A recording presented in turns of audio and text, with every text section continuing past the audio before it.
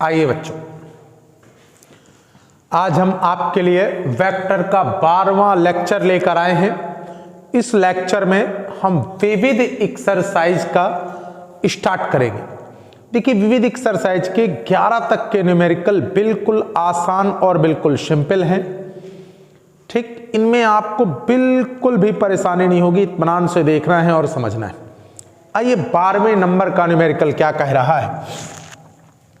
यदि सदिश vector A का परिमाण ए है, सबसे पहली चीज वेक्टर ए का परिमाण ए है तथा लैम्डा एक अदिश राशि है, तो लैम्डा ए एक मात्रक सदिश कब होगा यह हमें बताना है। ठीक, तो आइए शुरुआत करते हैं। चूंकि सबसे पहला पॉइंट देखते हैं, चूंकि दिया क्या है, वेक्टर ए का परिमाण ए है, तो चूंकि वेक्टर ए का परिमाण ए है, इसका मतलब मॉडुलस ऑफ वेक्टर ए का जो मान होगा वो ए होगा। फिर से, वेक्टर ए का परिमाण ए है, इसका मतलब वेक्टर ए का परिमाण ए है, तो मॉडुलस ऑफ वेक्टर ए बराबर कितना होगा, ए। आगे चलते हैं। लैम्डा एक अदिश राशि, लैम्डा एक मात्रक सदिश है। चूंकि आप बताइए लैम्डा वेक्टर ए एक कैसा सदिश है, मात्रक सदिश है। तो आप ही बताइए, अगर कोई सदिश मात्रक सदिश होता है तो उसका परिमाण सदैव एक होता है। इसका मतलब कि लैम्डा वेक्टर ए का जो मापांक होगा वो एक होगा। अब आप बताइए लैम्डा वेक्टर ए का मापांक कैसे निकालेंगे। लैम्डा का मापांक अलग और वेक्टर ए का मापांक अलग और बराबर एक होगा। गौर से देखिए, लैम्डा एक मात्रक सदिश है, जब ये मात्रक सदिश है तो इसका परिमाण एक होगा। अब इन दोनों का परिमाण का मतलब लैम्डा का परिमाण अलग, ए का परिमाण अलग, तो लैम्डा तो पहले से ही परिमाण है। वेक्टर ए का मापांक बताइए क्या है, एक, ए दिया है, वेक्टर ए का मापांक ए दिया है, तो आप बताइए ए बराबर क्या हो जाएगा, 1 लैम्डा। तो अगर ए का मान 1 लैम्डा है तब ये एक मात्रक सदिश होगा, और यही आपका क्या हो जाएगा आंसर, कि अगर ए का मान 1 लैम्डा है तो फिर लैम्डा एक मात्रक सदिश होगा, और यही आपका क्या हो जाएगा आंसर। काफी आसान सा सवाल है, कॉपी कर लीजिए।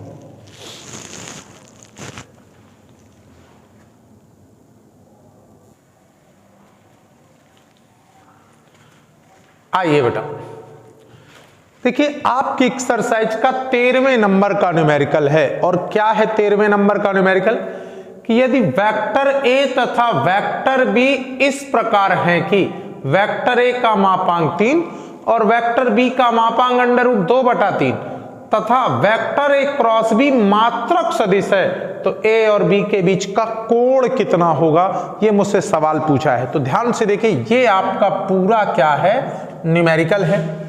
ठीक, आइए शुरुआत करते हैं। सबसे पहले चूंकि उठा लेते हैं, वेक्टर ए का मापांक 3 है, वेक्टर ए का मापांक 3, वेक्टर बी का मापांक √2/3, और इसमें जो सबसे इंपॉर्टेंट बात है कि वेक्टर ए क्रॉस बी एक मात्रक सदिश है। ठीक, वेक्टर ए क्रॉस बी एक कैसा सदिश है, मात्रक सदिश है, सबसे इंपॉर्टेंट बात। तो आइए, चूंकि वेक्टर ए क्रॉस बी एक मात्रक सदिश है, तो बताइए मात्रक सदिश है, इसलिए वेक्टर ए क्रॉस बी का जो मापांक होगा वो 1 होगा। इतनी चीजें सवाल में, वेक्टर ए का मापांक 3, वेक्टर बी का मापांक √2/3, वेक्टर ए क्रॉस बी एक मात्रक सदिश है, इसलिए वेक्टर ए क्रॉस बी का जो मापांक होगा वो 1 होगा। आइए सवाल में एक बात बताइए, चूंकि ध्यान से देखिएगा क्या बेटा, चूंकि वेक्टर ए क्रॉस बी बराबर होता क्या है, वेक्टर ए का मापांक, और क्या होता है, वेक्टर बी का मापांक, दोनों के बीच के कोण की ज्या मतलब साइन थीटा, और दोनों पर लंबवत मात्रक सदिश, ये वेक्टर ए क्रॉस बी बराबर होता है। अगर मैं इसका मापांक निकालूं, वेक्टर ए क्रॉस बी का मापांक, तो वो क्या होगा, इधर के मापांक के बराबर होगा। तो क्या हो जाएगा, मापांक किसका मापांक, ए का मापांक, बी का मापांक साइन थीटा और एन कैप का मापांक। ठीक, आइए वेक्टर ए क्रॉस बी का जो मापांक होगा, ए का मापांक तो ए ही है, बी का ये तो पहले से मापांक है, साइन थीटा पहले से मापांक, हाँ एन कैप का जरूर हम क्या ले लेंगे, मापांक ले लेंगे, क्योंकि मापांक जो होता है वो सदिश का होता है। तो ये तो मॉडुलस ऑफ ए पहले से अदिश राशि है, मॉडुलस ऑफ बी पहले से अदिश राशि है, साइन थीटा पहले से अदिश राशि, केवल एन कैप सदिश है, तो इसका मापांक ले लेंगे। अब ध्यान से देखिए जो सबसे बड़ा पॉइंट, ये वाला point, vector A cross B का मापांक 1 है, तो वेक्टर ए क्रॉस बी के मापांक की जगह क्या रख देंगे, 1। वेक्टर ए का मापांक कितना है, 3 है। वेक्टर बी का जो मापांक है √2/3 है, और साइन थीटा और एन का मापांक क्या है, 1, क्योंकि ये लंबवत मात्रक सदिश होता है तो इसका मापांक 1। अगर आप ध्यान से देखेंगे तो ये से ये कट जाएगा और ये जो √2 है ये बटे में आ जाएगा, तो 1/√2 बराबर साइन थीटा, इसलिए साइन में कितने का मान, 45 का, यानी π/4 का, तो थीटा बराबर π/4, और यही आपका आंसर हो गया कि ए और बी के बीच का कोण कितना होगा, π/4 होगा। बहुत सिंपल सा आसान सा न्यूमेरिकल, कॉपी कर लें बच्चों, फिर हम लोग आगे चलेंगे।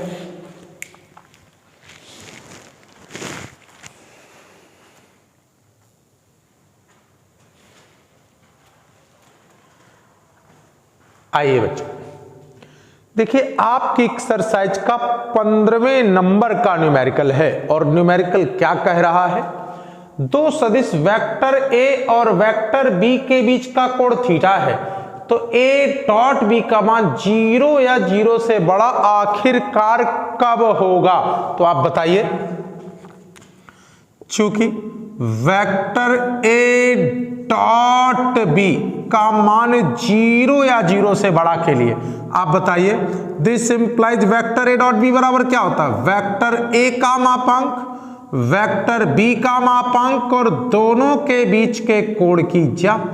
तो बताइए कॉस थीटा बराबर क्या हो जाएगा, ये बटे में चले जाएंगे तो 0 या 0 से बड़ा।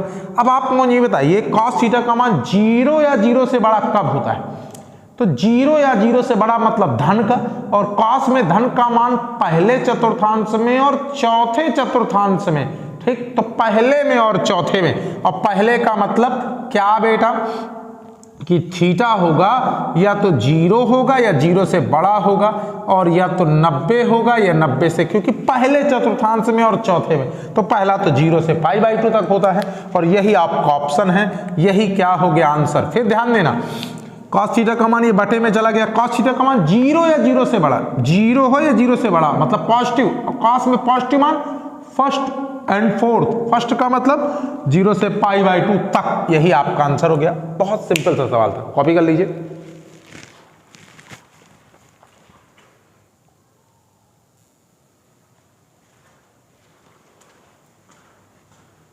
आइए बच्चों देखिए, ये आपकी एक्सरसाइज का 16वें नंबर का न्यूमेरिकल है, इसको ध्यान से देखना है, दिया क्या है, वेक्टर ए तथा वेक्टर बी दो मात्रक सदिश है। सबसे पहले कह रहा है वेक्टर ए और वेक्टर बी मात्रक सदिश है, तो आप बताइए मात्रक सदिश मतलब इनके परिमाण क्या होगा, 1 होगा। आगे चलते हैं, उनके बीच का कोण थीटा है, तो a प्लस बी एक मात्रक सदिश है, ऐसा कब होगा। तो आप ध्यान से देखें, सबसे पहले सवाल में दिया क्या है, चूंकि वेक्टर a तथा वेक्टर b एक क्या है, मात्रक सदिश हैं। अगर मात्रक सदिश हैं इसलिए वेक्टर a का मापांक 1 होगा, वेक्टर b का मापांक भी 1 होगा।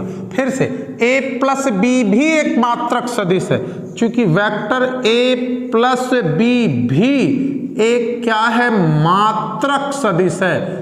आइए ध्यान से देखते हैं, यह भी एक मात्रक सदिश है, इसलिए इसका भी जो मापांक होगा वो क्या होगा, 1 होगा। अब आप अपने सवाल में आइए, ध्यान से देखिए बेटा, चूंकि अगर मैं क्या कर लूं, ये मुझे इतनी चीज दिए है, इतनी चीज दिए है, अब ध्यान से देखना, यहां पर वर्ड टू वर्ड पकड़ना। अगर मैं इसको वर्ग कर दूं तो वर्ग करने पर बताइए क्या हो जाएगा, वेक्टर a प्लस बी के मापांक का वर्ग बराबर 1 का वर्ग। अब मुझे सिर्फ एक चीज बता दीजिए, किसी सदिश के मापांक का वर्ग कब होता है, जब दो समान सदिशों का अदिश गुणनफल किया जाता है तो मापांक के वर्ग के बराबर आता है। इसका मतलब कि ये जो आया vector a plus B dot vector a plus B आया और बराबर 1 आ गया। फिर से देखिए, क्योंकि मापांक का वर्ग है। आप बताइए मापांक का वर्ग कब होगा, जब दो समान सदिशों का अदिश गुणनफल किया गया होगा, यानी a प्लस बी के मापांक का वर्ग कब होगा, जब a plus B dot a plus B किया हो गया, तभी क्या आएगा, 1 आएगा। तो बताइए मापांक का वर्ग कब आएगा, जब दो समान सदिशों का अदिश गुणनफल किया गया होगा। अब करते हैं, a का a में तो वेक्टर a डॉट a का b में तो vector b dot a, b का a में तो वेक्टर a डॉट b और b का b में तो वेक्टर b डॉट b और बराबर कितना लिखा है, 1। वेक्टर a डॉट a दो समान सदिशों का अदिश गुणनफल मापांक के वर्ग के बराबर। b डॉट a को a डॉट b लिख सकते हैं क्योंकि अदिश गुणनफल क्रम विनिमेय होता है। a डॉट b कोई दिक्कत नहीं, दो समान सदिशों का अदिश गुणनफल मापांक के वर्ग के बराबर होता है। आइए बताइए वेक्टर a का मापांक कितना है, 1 है बेटा, तो वेक्टर a का मापांक 1 है तो 1 का वर्ग। a डॉट बी दो ठो वेक्टर a डॉट बी हो गया और वेक्टर b का मापांक भी कितना है, 1 है बेटा, तो 1 का वर्ग बराबर 1। अच्छा बताइए 1 का वर्ग 1 धन 2 वेक्टर a डॉट बी मतलब वेक्टर a का मापांक वेक्टर b का मापांक और दोनों के बीच के कोण की कोज्या जो कि थीटा दी है और 1 का वर्ग बराबर 1 बराबर 1। अगर आप अब यहां ध्यान से देखें तो समझ में आएगा कि भैया ये 1 से 1 तो कट रहा है। आइए थोड़ा सा ध्यान से देखते हैं, 2 वेक्टर a का मापांक 1 है, इस वेक्टर b का मापांक भी 1 है, cos थीटा है और ये जो प्लस 1 है उधर जाके -1 हो जाएगा। फिर से देखिए, 2 अपनी जगह, वेक्टर a का मापांक 1 वेक्टर b का मापांक 1 cos थीटा प्लस 1 उधर जाके -1, तो 2 1 कम 2 2 1 कम 2 cos थीटा, तो 2 cos थीटा बराबर 1, तो cos थीटा बराबर -1/2। cos में कितने का मान, cos 120 का मान -1/2 होता है, तो cos 120 को 2π/3, इसलिए थीटा बराबर 2π/3 और यही आपका क्या हो गया आंसर। यह भी काफी आसान सा सवाल था, कॉपी कर लीजिए आप लोग।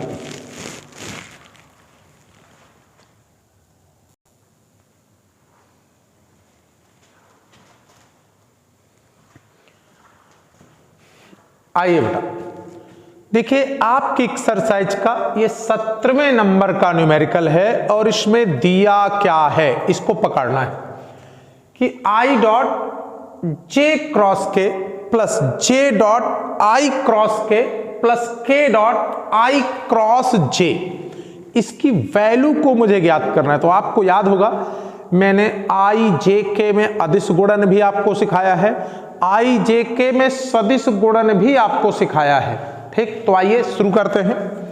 देखिए आई कोई दिक्कत नहीं और ये देखना है चक्री क्रम है कि नहीं है, तो जे के बाद के आता है, बिल्कुल आई जे के, तो जे के बाद क्या आता है, चक्री क्रम है, तो जे क्रॉस के का मान क्या हो जाएगा, आई प्लस जे क्रॉस, फिर आई के बाद के नहीं आता, आई के बाद जे आता है, इसका मतलब ये चक्री क्रम नहीं है, आई जे के, जे मिसिंग है तो चक्री क्रम नहीं है, तो इसका मान -j हो जाएगा, के डॉट आई के बाद जे आता है, आई जे के, तो बिल्कुल चक्री क्रम है, इसका मान क्या हो जाएगा, के।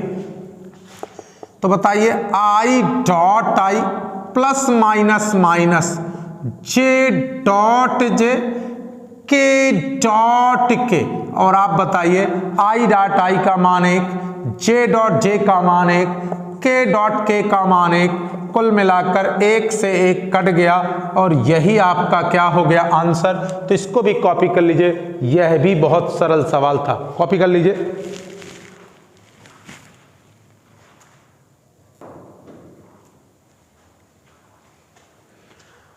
आइए देखिए 18वां न्यूमेरिकल, यह भी बहुत सिंपल और आसान सा न्यूमेरिकल है। दो सदिश वेक्टर ए और वेक्टर बी के बीच का कोण थीटा है और एक चीज और दी है, ए डॉट बी बराबर दिया है ए क्रॉस बी, तो उनके बीच का कोण थीटा कितना होगा। तो आइए देखते हैं, सवाल में एक चीज दिया है, चूंकि वेक्टर ए डॉट बी का मापांक बराबर वेक्टर ए क्रॉस बी का मापांक, तो बताइए ए डॉट बी का मान क्या है, वेक्टर ए का मापांक वेक्टर बी का मापांक, दोनों के बीच के कोण की खोजा और ये मॉडुलस लगा हुआ है।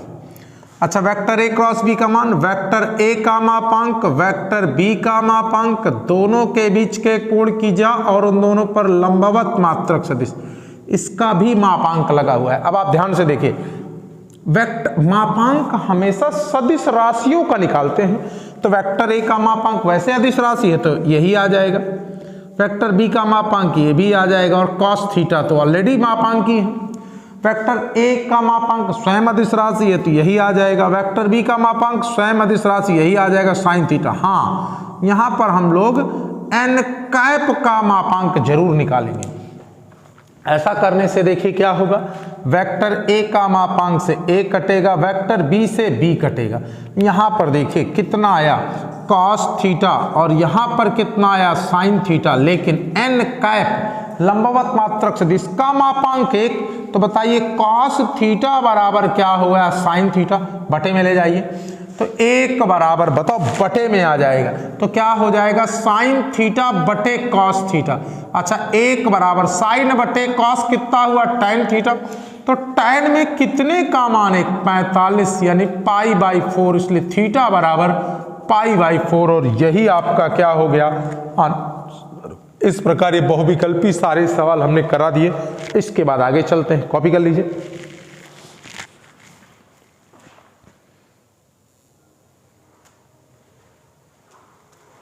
आइए बेटा, अगला सवाल आपकी एक्सरसाइज का 19वां सवाल, एक्स वाई तल में। सबसे पहले यही पॉइंट पकड़ लेना कि चूंकि एक्स वाई तल में है, तो अगर एक्स वाई तल में है तो एक्स में जाएगा वाई में जाएगा, बस जेड वाला शून्य होगा, क्योंकि एक्स वाई तल में है तो जेड शून्य होगा। एक्स अक्ष की धनात्मक दिशा से वामावर्त दिशा में 30 अंश का कोण बनाती है, एक्स अक्ष की धनात्मक दिशा से 30 अंश का कोण बनाती है, और जो एक्स अक्ष की धनात्मक दिशा से 30 अंश का कोण बनाती है तो कॉस की दिक्योज, पहली दिक्योज कॉस अल्फा बराबर 30 हो गया। अच्छा, एक्स से 30 का कोण बनाएगी तो वाई से 60 का कोण बनाएगी, तो दूसरी दिक्योज कॉस 60, और एक्स वाई तल में है तो जेड 0। सवाल यहीं पर खत्म हो गया बेटा। आइए लाइए चित्र बना देते हैं। तो मान लीजिए ये आपकी एक्स अक्ष है, ये वाई अक्ष है और ये आपकी जेड अक्ष है। कोई सदिश है, मात्रक सदिश है, मतलब इसका परिमाण 1 है, इसका परिमाण क्या है 1 है, याद रखिएगा इसका परिमाण क्या है 1 है, समझिएगा साफ सादी इसका परिमाण 1 है। मैंने इससे इस पर लंब खींच दिया, इसको माना बिंदु P, ये O, ये माना M, और ये है भी मैंने इसका लंब खींच दिया, ये माना n। एक्स अक्ष की धनात्मक दिशा से 30 अंश का कोण बनाता है, तो निश्चित है ये वाला कोण कितने का हो जाएगा 60 का हो जाएगा। क्लियर। अब बिंदु बिंदु एक्स वाई तल पर है तो जेड 0 होगा।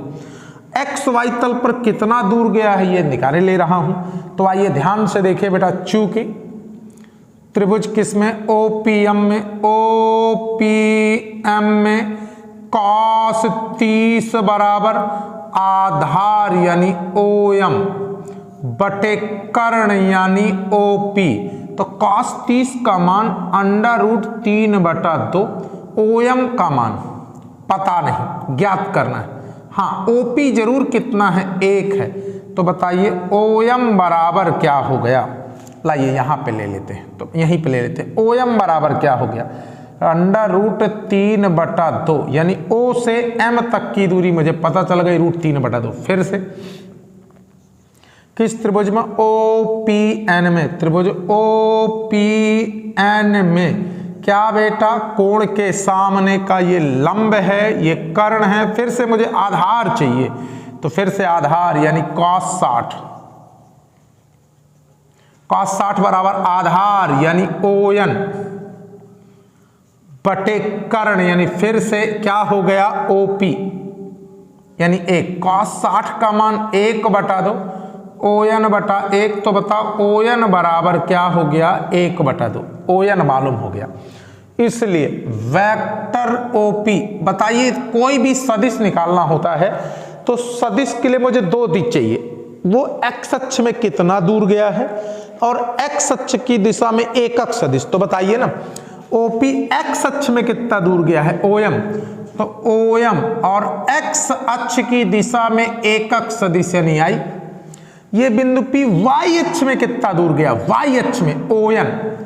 y अक्ष में ON दूर गया है और y अक्ष की दिशा में एकक सदिश, ठीक। और चूंकि x y तल में है तो इसका मतलब z अक्ष में कितना जाएगा? 0, और z अक्ष की दिशा में एकक सदिश k। उम्मीद है यहां पर समझ में आया होगा। कोई भी सदिश ज्ञात करने के लिए मुझे यह जानना होता है कि x अक्ष में कितना दूर गया और x अक्ष की दिशा में एकक सदिश I। y अक्ष में कितना दूर गया? y अक्ष की दिशा में एकक सदिश j, और z अक्ष में कितना गया? और z अक्ष की दिशा में एकक सदिश k। तो x y तल पर एक बिंदु P है जो मात्रक सदिश है, मतलब उसका परिमाण कितना है? 1 है। x अक्ष से 30 अंश का कोण बनाता है तो निश्चित y से 60 का कोण बनाएगा।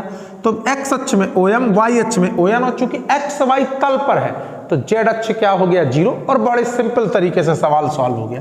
OM का मान कितना है? OM का मान √3/2, तो √3/2 और I कैप। ON का मान कितना है? 1/2 और J कैप, और वो तो 0 हो गया। यही आपका क्या हो गया? आंसर हो गया। बनने वाला मात्रक सदिश OP आपको ज्ञात हो गया। अगर आपको चेक करना है तो अगर इसका परिमाण निकाले तो 1 आएगा, क्योंकि मात्रक सदिश है। चाहे निकाल लीजिए I के गुणांक का वर्ग, √3 का वर्ग 3, 2 का वर्ग 4, 1 का वर्ग 1, 2 का वर्ग 4, तो 3 1 4/4 1 आ जाएगा। तो मात्रक सदिश है। कॉपी कर लीजिए।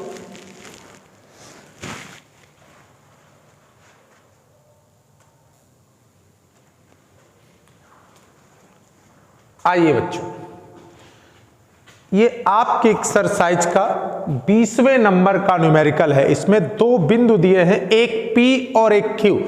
करा इनको मिलाने वाली सदिश के अदिश घटक और परिमाण ज्ञात कीजिए। फिर से 2 बिंदु दिए हैं, एक का नाम P, दूसरे का नाम Q, और करा इनको मिलाने वाली सदिश के अदिश घटक और परिमाण ज्ञात कीजिए। तो आइए शुरुआत करते हैं।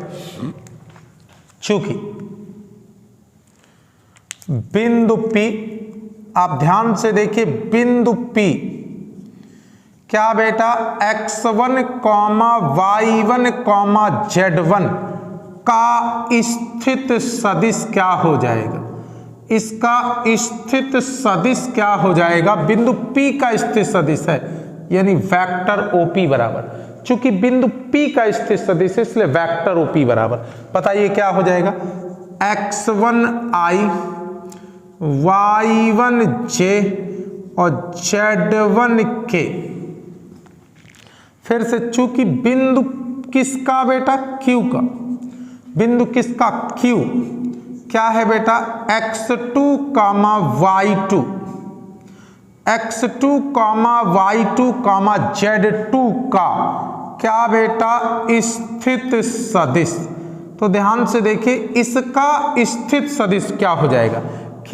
x2, y2, z2 का स्थित सदिश क्या हो जाएगा? OQ बराबर x2i, y2j और z2k। ये क्या हो गया? OP। ये क्या हो गया? OQ। इसलिए P तथा Q को मिलाने वाला सदिश, बताइए क्या हो जाएगा? PQ। कैसे निकालेंगे? बाद वाले का स्थित सदिश। माइनस पहले वाले का स्थिर सदिश। तो ओ क्यू का मान क्या है, x2y y2j और z2k माइनस OP का मान क्या है, x1i y1j और z1k। यही है बच्चों। उठाइए, अगर आप ध्यान से देखें और गौर से देखें तो वेक्टर PQ बराबर इन दोनों में i कॉमन हो रहा है। जैसे i कॉमन लेंगे तो यहां पर क्या बचेगा, x2 माइनस x1 और i कॉमन हो जाएगा। i कॉमन ले लेंगे तो x2 माइनस x1, इन दोनों में j कॉमन हो रहा है तो y2 minus y1, plus j common ले लेंगे तो y2 माइनस y1 और j कॉमन हो जाएगा। इन दोनों से k कॉमन ले लेंगे तो z2 माइनस z1, तो क्या हो जाएगा z2 माइनस z1 और k कैप। ये मेरे को दो बिंदु P और Q को मिलाने वाले रेखा की दिशा में सदिश प्राप्त हो गया। अब मुझसे क्या पूछ रहा है, सदिश के अदिश घटक, इसलिए अदिश घटक आप बताइए क्या होते हैं। किसी भी सदिश के जो अदिश घटक होते हैं वो क्या होते हैं, i j k के गुणांकों को हम लोग अदिश घटक कहते हैं। तो बताइए अदिश घटक क्या हो जाएगा, x2 minus x1 comma y2 minus y1 comma z2 minus z1, इसके अदिश घटक हो जाएंगे। फिर से किसी भी सदिश के अदिश घटक क्या होते हैं, i j k के गुणांकों को हम लोग अदिश घटक कहते हैं। तो i का गुणांक x2 माइनस x1, j का गुणांक y2 माइनस y1, k का गुणांक z2 माइनस z1। अच्छा, अब परिमाण पूछ रहा है, इसलिए परिमाण, जब भी परिमाण की बात करता है, गौर से देखो, परिमाण की बात करता है यानी मॉडुलस ऑफ PQ की बात करेगा तो क्या हो जाएगा, अंडर रूट i के गुणांक का वर्ग यानी x2 माइनस x1 का वर्ग प्लस j के गुणांक का वर्ग। तो बताइए क्या है, y2 माइनस y1 का वर्ग प्लस k के गुणांक का वर्ग। तो k का गुणांक क्या है, z2 माइनस z1 का वर्ग, और यही आपका क्या हो जाएगा, आंसर हो जाएगा। इसे आप कॉपी कर लें बेटा।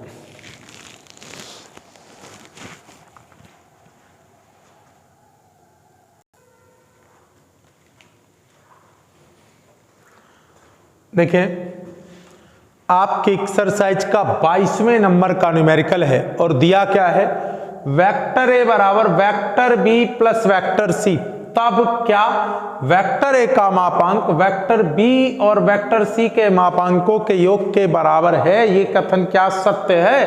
तो आइए देखते हैं। सबसे पहले चूंकि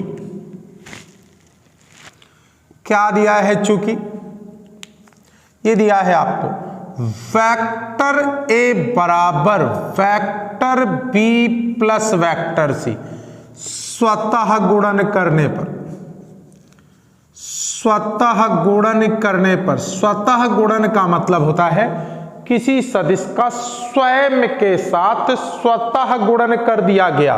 तो क्या कर दूंगा, vector A dot vector A बराबर vector B plus C dot vector B plus C. इसी को हम लोग गणित की भाषा में वर्ग करना कहते हैं, बट वेक्टर की भाषा में वर्ग करना नहीं कहते, स्वतः गुणन यानी स्वयं का साथ गुणन, तो ऑटोमेटिक वर्ग हो गया। वेक्टर ए का स्वयं वेक्टर के साथ, बी प्लस सी का स्वयं वेक्टर बी प्लस सी के साथ। आइए करते हैं। दो समान सदिशों का अदिश गुणनफल मापांक के वर्ग के बराबर होता है। अब इसको करते हैं। बी का बी से तो vector B dot B, vector B का सी से तो vector C dot B, C का बी से तो वेक्टर बी डॉट सी, और सी का सी से तो vector C dot vector C के मापांक का वर्ग, वेक्टर ए के मापांक का वर्ग बराबर बी डॉट बी। दो समान सदिशों को यहां पर थोड़ा सा कर लीजिए, सी का सी से तो वेक्टर सी डॉट सी, दो समान सदिशों का सदिश गुणन अदिश गुणनफल मापांक के वर्ग के बराबर, और सी डॉट बी को मैं बी डॉट सी कर सकता हूं। क्यों? क्योंकि अदिश गुणन क्रम विनिमेय होता है। प्लस क्या लिखा है वेक्टर बी डॉट सी और दो समान सदिशों का अदिश गुणनफल मापांक के वर्ग के बराबर।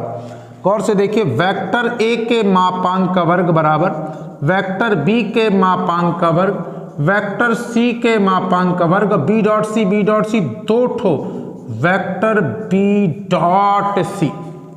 आइए क्या हो गया, वेक्टर ए के मापांक का वर्ग बराबर क्या कर देंगे, वेक्टर बी के मापांक का वर्ग प्लस वेक्टर सी के मापांक का वर्ग प्लस दो लिखा है और वेक्टर बी डॉट सी की वैल्यू रख देंगे। आइए थोड़ा सा इधर ज्यादा हो गया, इधर कर लेते हैं।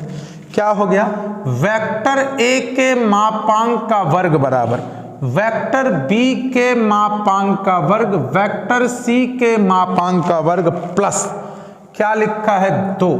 अच्छा देखिए, वेक्टर बी डॉट सी क्या होगा, वेक्टर बी का मापांक वेक्टर सी का मापांक और दोनों के बीच के कोण की कोज्या, यानी क्या हो जाएगा, कॉस थीटा हो जाएगा।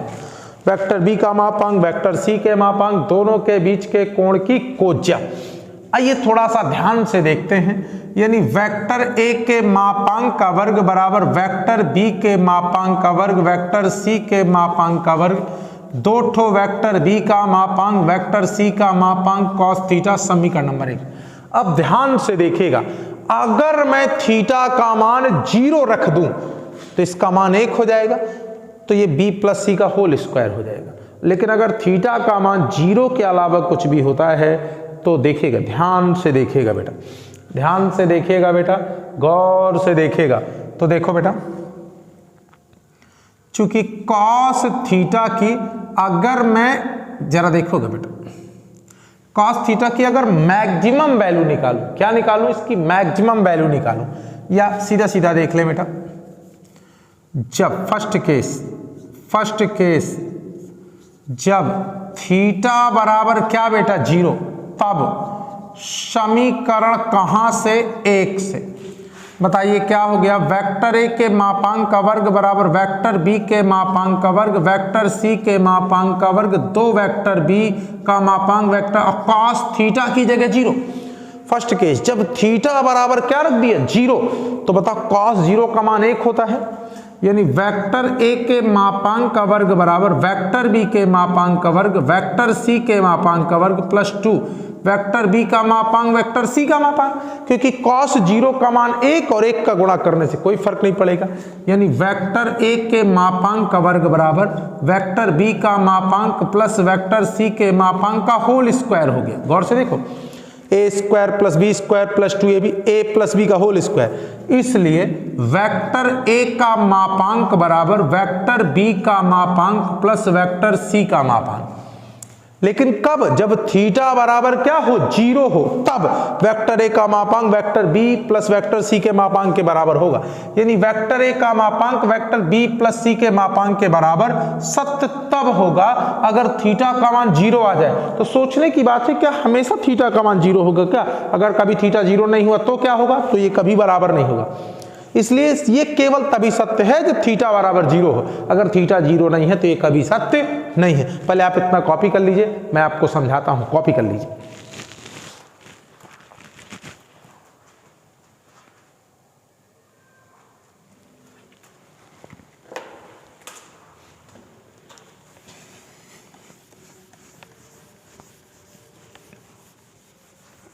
आइए यहां पर देख लेते हैं अब आगे सेकंड केस, जब थीटा डज नॉट 0, अगर थीटा 0 नहीं है तो इसका मतलब क्या बेटा, कॉस थीटा का मान कभी 1 के बराबर नहीं होगा। जब कॉस थीटा का मान कभी 1 के बराबर नहीं होगा तो वेक्टर ए के मापांक का वर्ग कभी बराबर नहीं होगा किसके, वेक्टर बी के मापांक के वर्ग वेक्टर सी के मापांक के वर्ग टू वेक्टर बी का मापांक वेक्टर सी के मापांक, क्योंकि अगर cos थीटा 0 नहीं होगा तो इसका मान 1 नहीं होगा, तो ये कभी इसके बराबर नहीं होगा। इसका मतलब वेक्टर ए के मापांक का वर्ग बराबर नहीं होगा वेक्टर बी का मापांक प्लस वेक्टर सी के मापांक का वर्ग, इसलिए वेक्टर ए का जो मापांक होगा बराबर नहीं होगा vector B plus vector C के मापांक के वर्ग। अतः कहने का मतलब कि ये तभी सत्य है जब थीटा बराबर 0, अदरवाइज सत्य नहीं है। अतः अर्थात स्पष्ट